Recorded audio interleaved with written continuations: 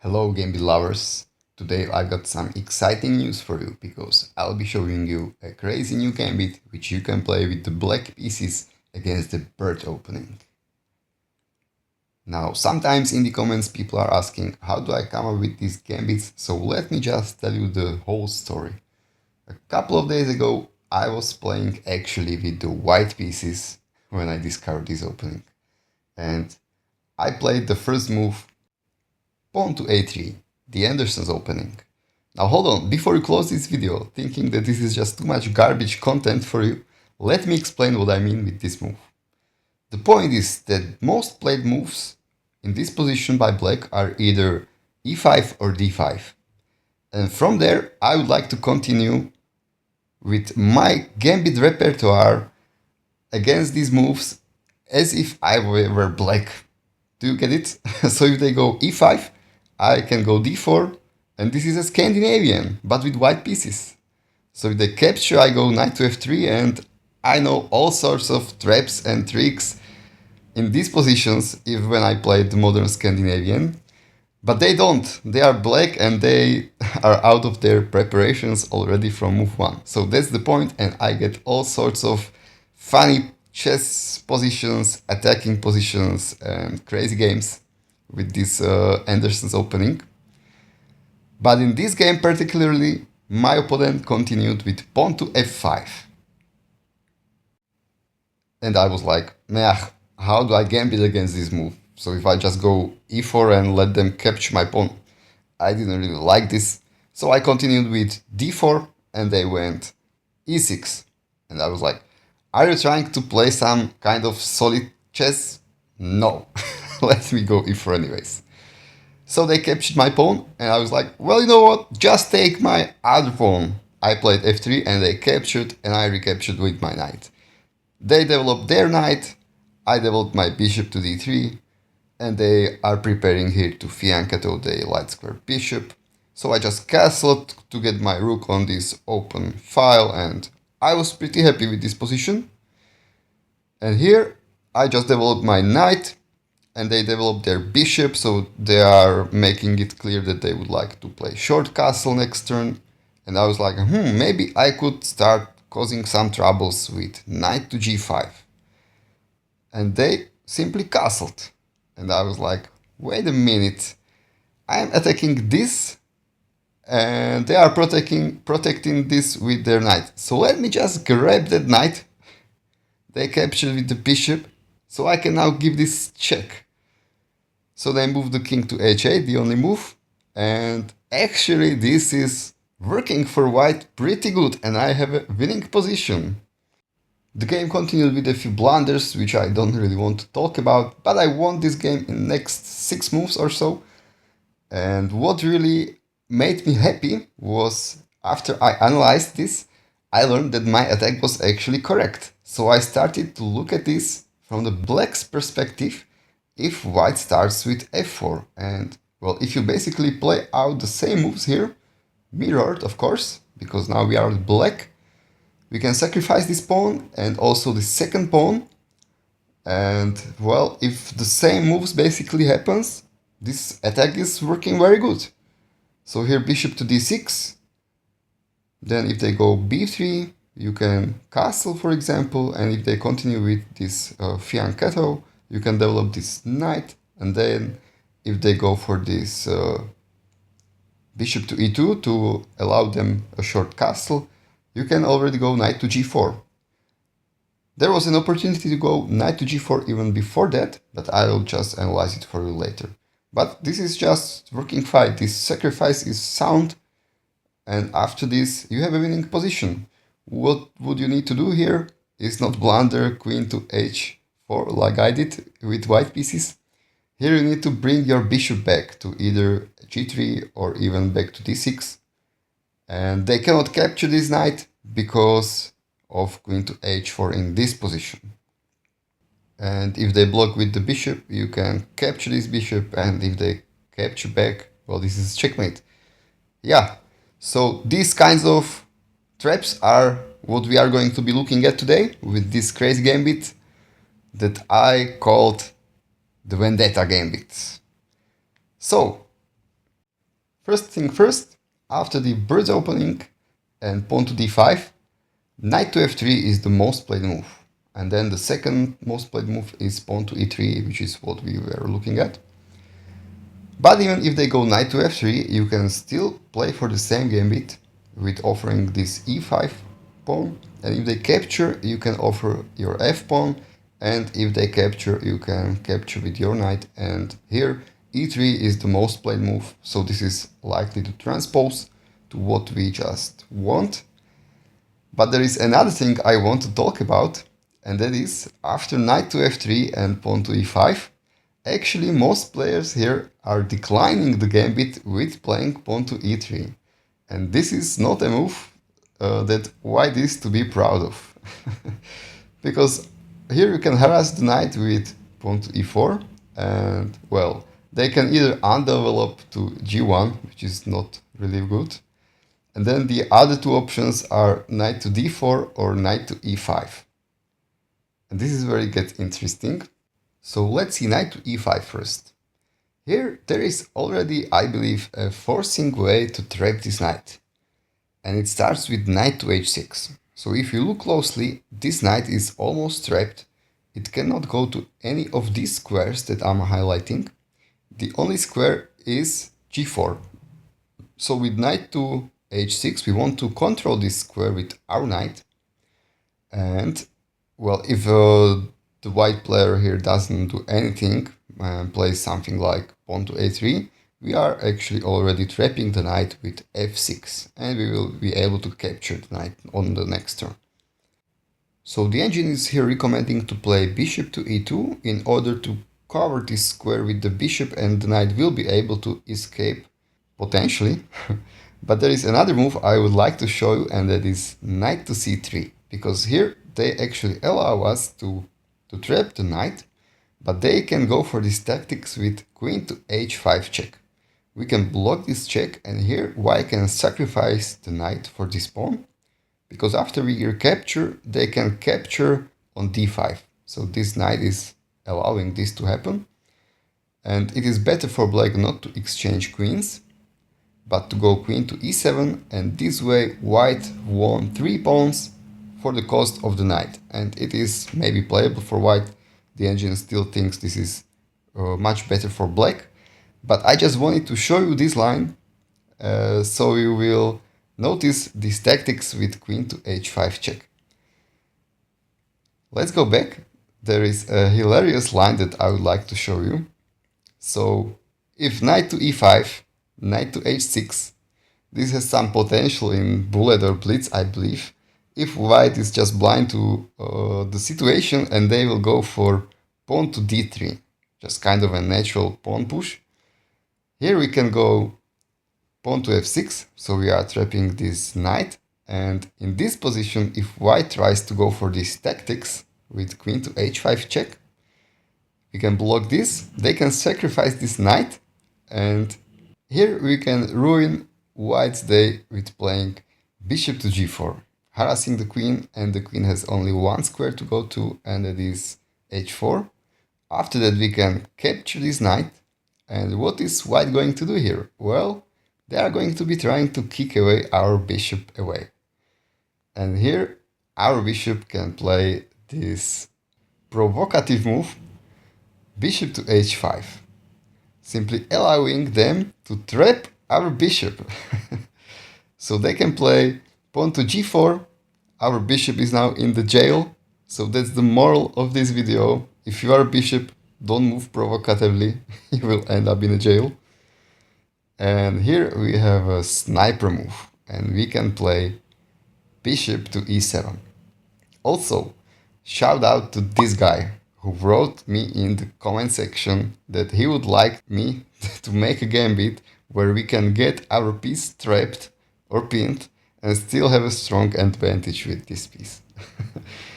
So this line I cooked especially for you, because here if they just capture our trapped bishop, we can go f5.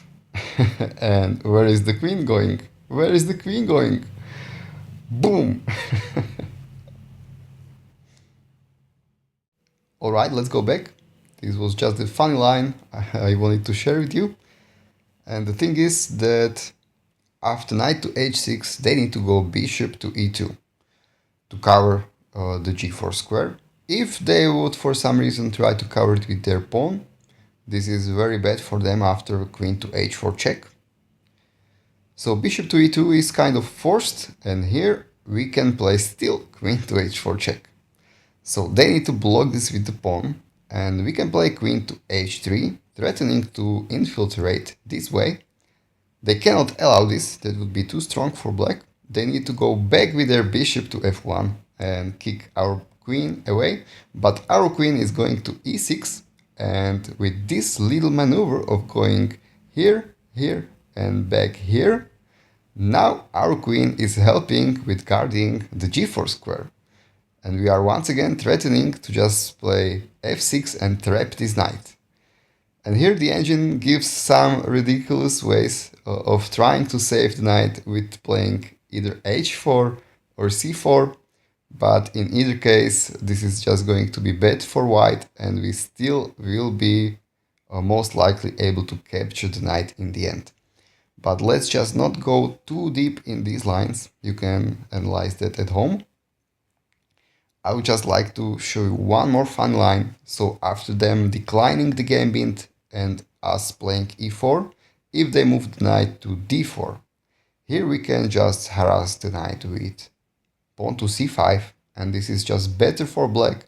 We have nice center pawns development, we have open lines for our bishops and our queen, and well, the position is just nice for black. And there is a trap if they here decide to throw in this intermezzo move of bishop to b5 check.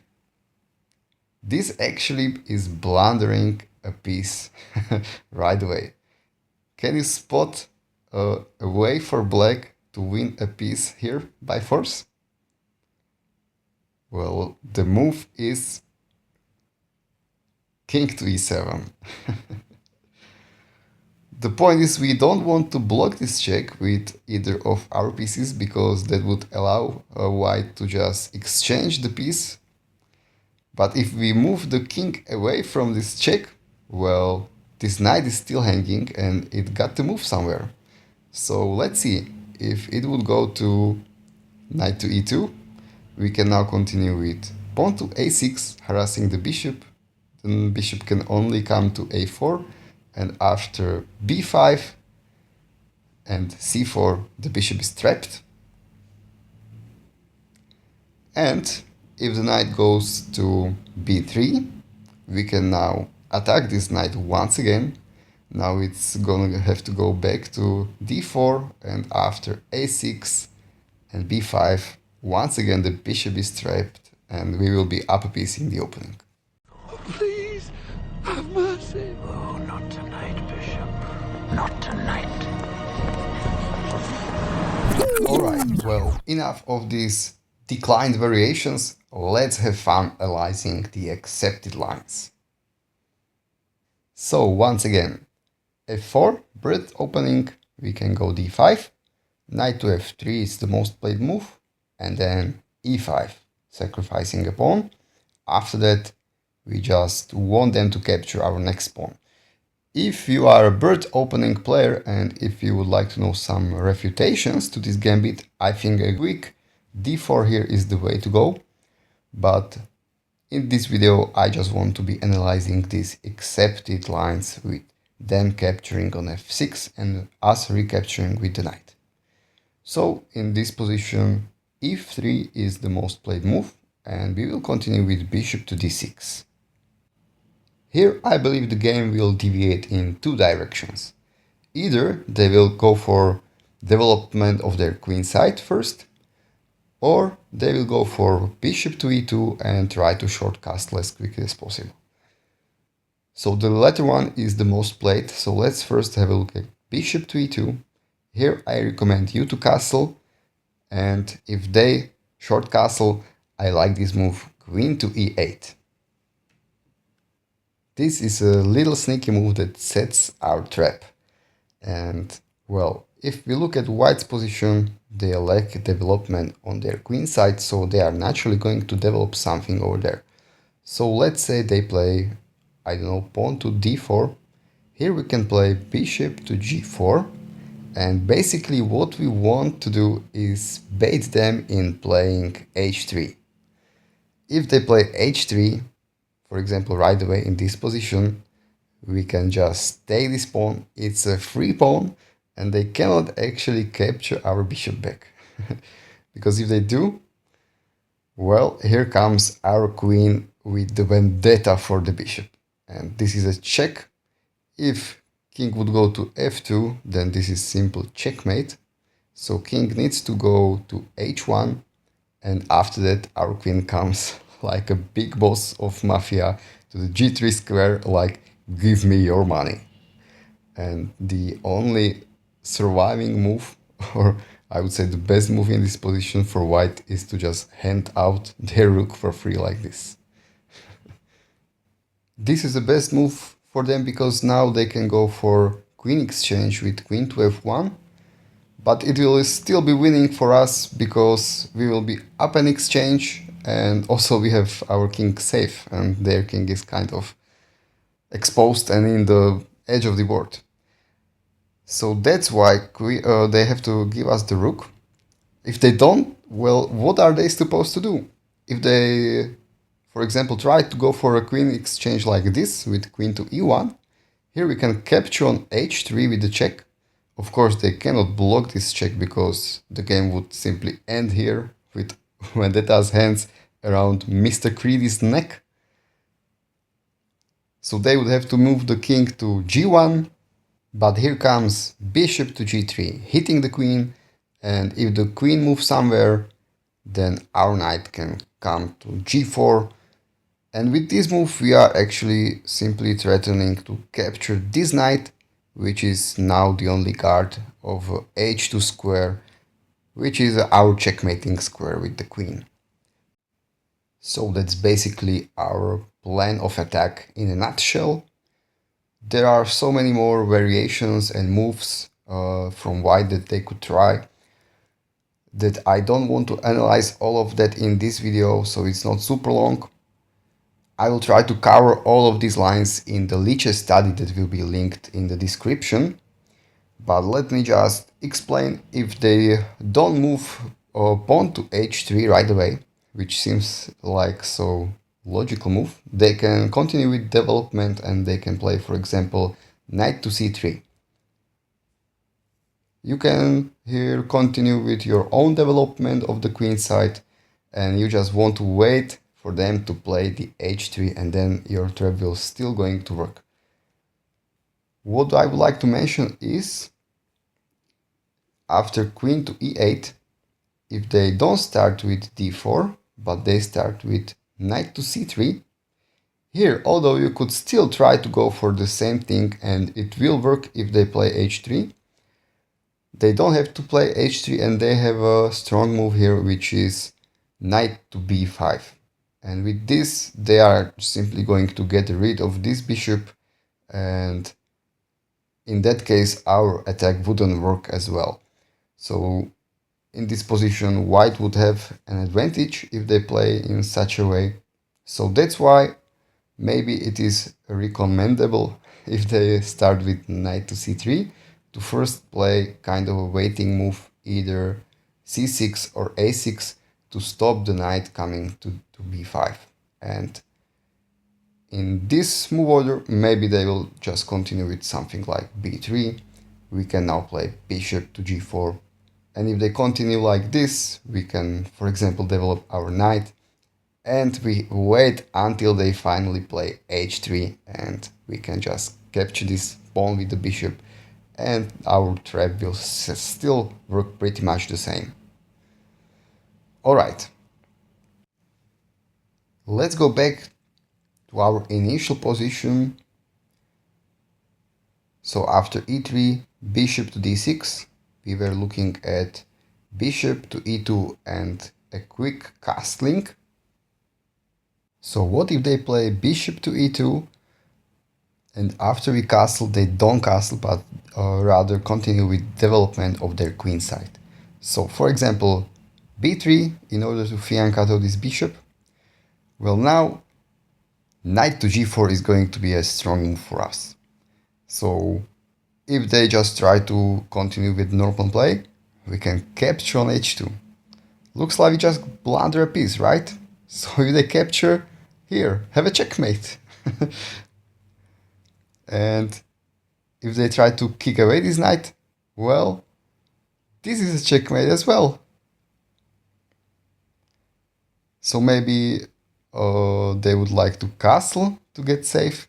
No, we capture this knight. And after they capture the bishop, we can deliver this check. So the king moves. Now we bring the bishop back, just as I explained in the beginning. Well, and we are winning. And if they capture this knight, then queen to h4 check. And they cannot block this because we capture this bishop.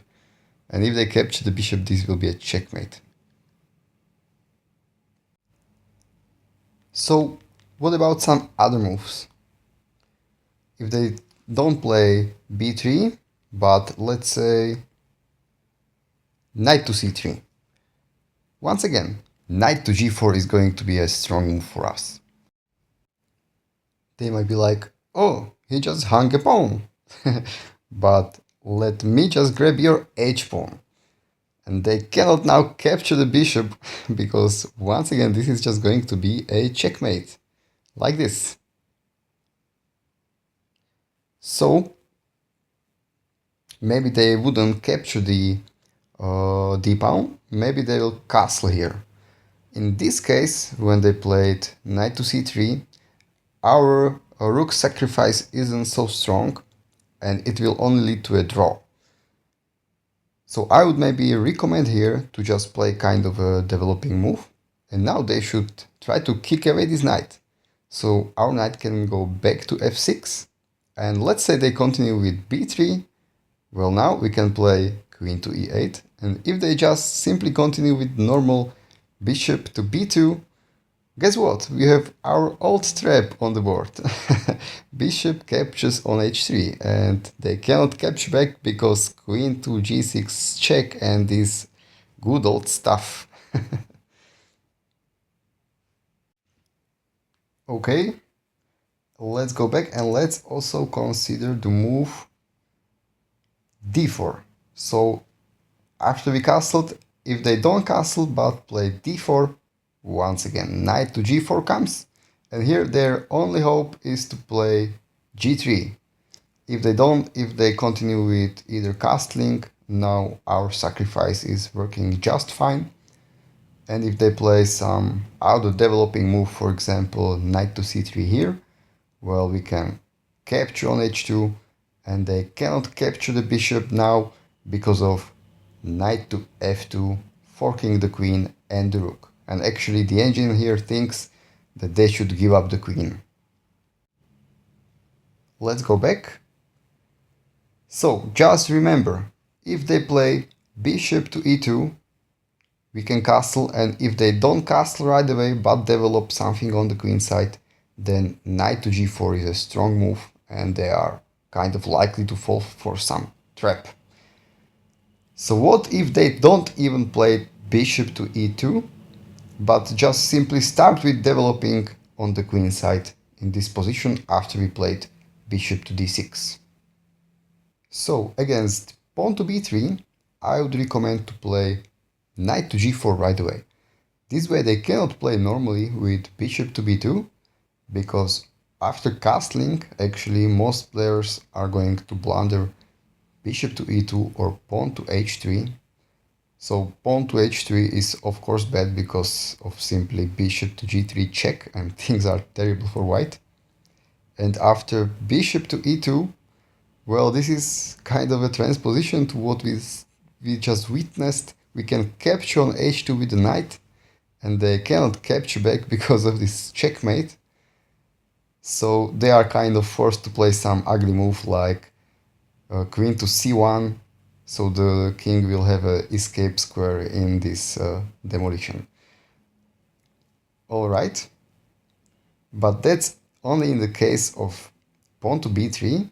If they play anything else, for example d4 or knight to c3, I will recommend to actually plop your bishop on the g4 square, because this way I think the most natural human move here is to break the spin with bishop to e2, and here you can castle, and they are, I think, likely to also get castled, and this will transpose into one of the variations with the trap of bringing our queen to e8.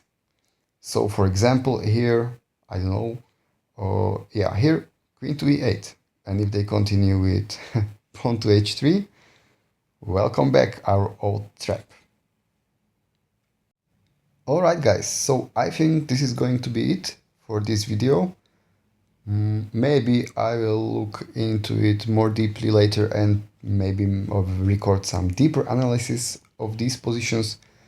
But make sure to check out the Lichess study, which will be uploaded later when I have some time to do it.